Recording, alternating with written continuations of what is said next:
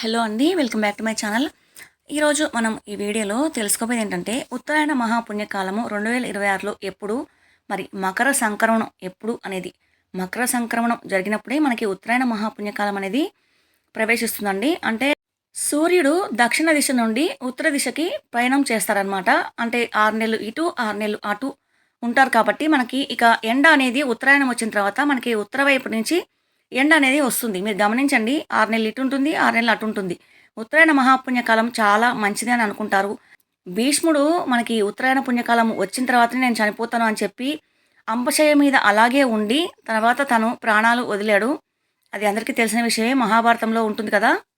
అయితే మరి ఉత్తరాయణ పుణ్యకాలం అనేది మనం ఎప్పుడు అనేది తెలుసుకుందామండి. 2026లో ఉత్తరాయణ పుణ్యకాలం వచ్చేసి బుధవారం జనవరి 14వ తారీఖున మధ్యాహ్నం 3 గంటల 13 నిమిషాలకైతే ప్రారంభం కాబోతుందండి. మరి మహాపుణ్యకాలం వచ్చేసి వ్యవధి అనేది నేను తర్వాత చెప్తాను. సాయంత్రం అయితే 5 గంటల 45 నిమిషాల వరకు అయితే ఉంటుంది. అంటే మకర సంక్రమణం అనేది జరిగేది మనకి 3 గంటల 13 నిమిషాల నుండి 5 గంటల 45 నిమిషాల మధ్యలో అనమాట. ఉత్తరాయణ పుణ్యకాల వ్యవధి వచ్చేసి 2 గంటల 32 నిమిషాలు అయితే ఉండబోతుందండి. మహాపుణ్యకాలం వచ్చేసి 1 గంట 15 నిమిషాలు అయితే ఉంటుందండి. సాయంత్రం 4 గంటల 58 నిమిషాల వరకు అయితే. సంక్రాంతి కరణం వచ్చేసి బాలవ, చంద్రరాశి వృచ్చిక.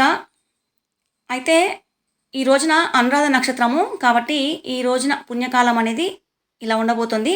అయితే మీరు పెద్దలకి ఎవరికైనా పెట్టుకోవాలనుకుంటే ఇప్పుడు బ్రాహ్మణులకి స్వయంపాకం అనేది ఇచ్చుకుంటారు, లేకపోతే పెద్దవారి పేరు మీద అంటే చనిపోయిన వారి పేరు మీద స్వయంపాక దానం కానీ, బ్రాహ్మణులకి ఇంకేమైనా వస్త్రదానం కానీ, అలాగే దక్షిణ తాంబూలాలు ఇచ్చి ఇంకా స్వయంపాక దానం ఇంకా ఇతర ఏమైనా ఇచ్చుకుంటారు కదా.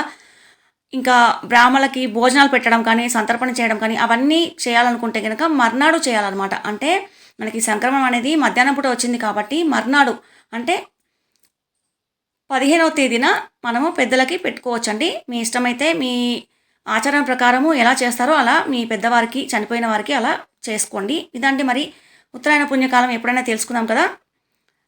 ఈ వీడియో చూసినందుకు ధన్యవాదాలండి. మరొక వీడియోతో మేము ముందుంటాను.